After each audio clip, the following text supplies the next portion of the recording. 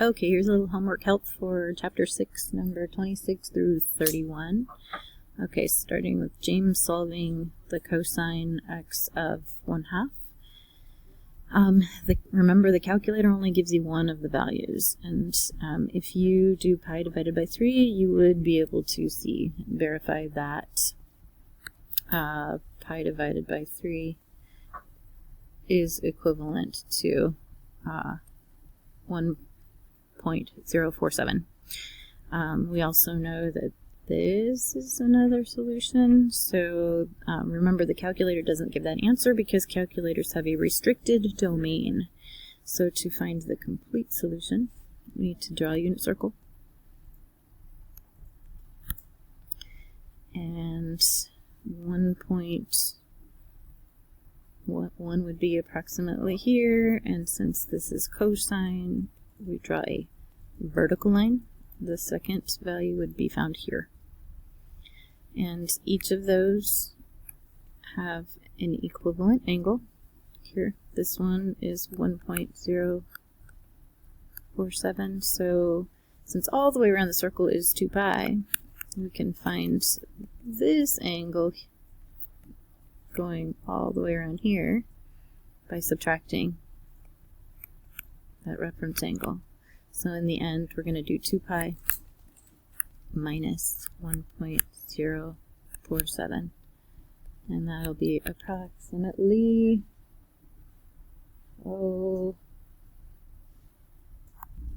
5.236. So to write the complete answer, we would need to do 5.236 plus 2 pi n for all the answers, and then also the 1.047 plus 2 pi n for all the answers. And then in part C, can you get the complete solution from your calculator, or do you have to draw and think? Well, yes, you have to draw and think.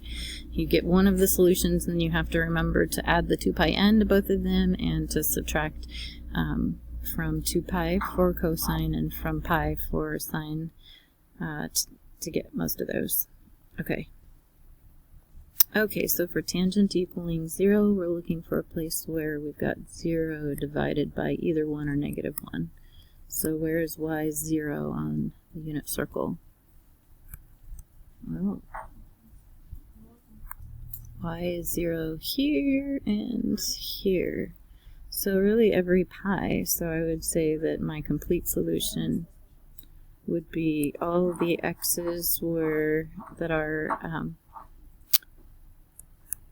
pi times any integer. Okay. Alright. Okay, so for 28, Sylvie needs to solve this equation here. On a math test, she knows that the inverse, cosine inverse, is the inverse function, so she applies that to both sides and she gets this single answer. But how many answers are there? Well, there's actually pairs, and then there are infinitely many after that. And so what's wrong with her method? She forgot the other answers. She forgot that the calculator only gives one answer. So what should she have answered to receive full credit? Well, we take the value here. We need to find the other values. So on the unit circle, 1.8 be approximately here. This is cosine, so we find the other value is here. So we're going to find that by doing 2 pi minus 1.875.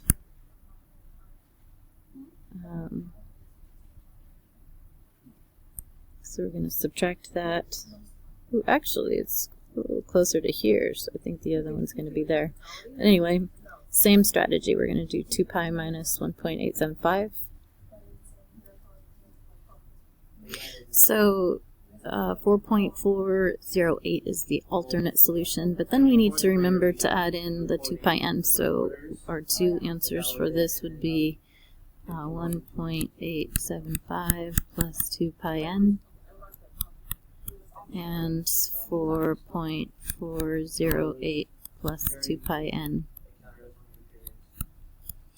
Okay, now another option, if you look at this, one of the angles is here and the other one is here. This is the positive angle. This is a negative angle, so another way to do this is to say plus or minus 1.875 as a secondary way to write the answer. Alright, moving on to 29. Okay, so this is actually solving for the inverse of sine. Now, it says inverse of sine. Remember that that is restricted. So there's only going to be one answer for each of these. Okay. Now, arc sine is the same thing as saying sine, the inverse of sine. Arc cosine is the same thing. So these two mean the same thing. And these two mean the same thing. Just different notations. Okay, so to solve each of these without a calculator, we're going to still use the unit circle, but we only report one of the solutions. So we're looking for where do we have negative square root of 3 over 2 on the y-axis, so that would be down here. So normally that would be these two values, but sine is only reported in these two quadrants, so we're only including this one. So the only solution there is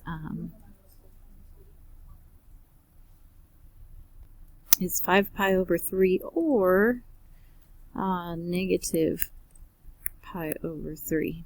Remember the values for the inverse of sine go from pi over 2 to negative pi over 2. So that's typically a way that this answer would be reported. Okay, B. So we're looking again on the unit circle. Sine is the y. So root 2 of 2 is here and here. Okay. So sine only exists on this range, so we're just going to be reporting pi over 4. Only that one. Okay, question C. We're looking for arc cosine this time of negative. So here's my unit circle. Cosine is on the x-axis and it's negative, so we've got these. This is the spot. For cosine, we're only including the values in this range. So there's our solution for this one. 3 pi over 4. Alright, and for the last one, okay, inverse cosine again, so on my x-axis, square root, so right here, cosine we only use in this range, so it's this point right here, and it's pi over 6. Okay. Okay, number 30 now. Okay, so we're looking for, if we're given this as a sine and we're in this quadrant, find cosine. Okay, so in that quadrant, if I draw a picture of the triangle, here's the hypotenuse, comes out like a radius of a circle. Oops, I'm in the wrong quadrant. Okay, that's better because we're between pi over 2 and pi, so I know I'm here somewhere. So there's the triangle, and sine is given as 2 over 3, so sine is opposite over hypotenuse, so my opposite's 2, hypotenuse 3. So with Pythagorean theorem, we're going to find our missing x value. So x squared plus 4 equals 9, x squared is equal to 5, so square root of 5. So now I can say that my cosine is adjacent over hypotenuse. So square root of 5 over 3. For problem number 31, we're remembering how to use our law of cosines and law of sines. So according to the setup of each triangle. The very first one needs law of cosines, so that's written up here, and then the second one we're going to be able to use the law of sines. The reason that this one needs law of cosines is that law of sines requires angles and opposite sides, and we have that happening on B. We've got the 60 degrees across from the side X and the 70 degrees across from the side 28. We don't know any angles in A, so we're going to have to use the law of cosines. So, the one thing that we need to really focus here on is we're trying to find this angle in particular, so we need to pay attention to that 6 needs to be our C value, because if we're trying to find angle C, then the side is labeled across from it, and then 8 and 10 can be either the A or the B, it doesn't really matter. So 6 squared, and then 8 squared, 10 squared, minus 2A times B times the cosine of C is the unknown, we don't know that. So 36, 64 plus 100, 164, minus 2 times 8, 16, so 1 times 10, 160. Okay, so I need to get this term isolated, so I'm going to subtract 164 to both sides.